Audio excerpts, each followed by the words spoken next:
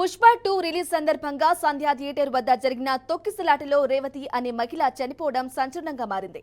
ఈ కేసులో జైలు నుంచి రిలీజ్ అయిన అల్లు అర్జున్ తాజాగా ఇవాళ మెగాస్టార్ నివాసానికి వెళ్లారు. భార్యతో కలిసి మధ్యాహ్నం చిరు ఇంటికి చేరుకున్నారు.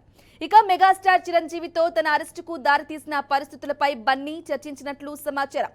అయితే మధ్యాహ్నం మెగాస్టార్ కుటుంబంతో కలిసి లంచ్ చేసినట్లు సమాచారం.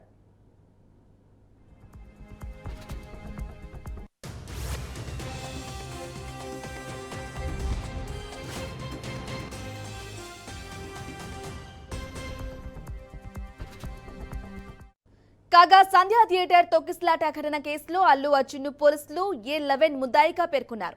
ఇటీవల ఆయనను అరెస్టు చేసి జైలుకు పంపడంతో మధ్యంతర బెయిల్పై బన్నీ బయటకొచ్చారు. ఈ సందర్భంగా అల్లు కుటుంబానికి మెగాస్టార్ చిరంజీవి అండగా నిలిచారు.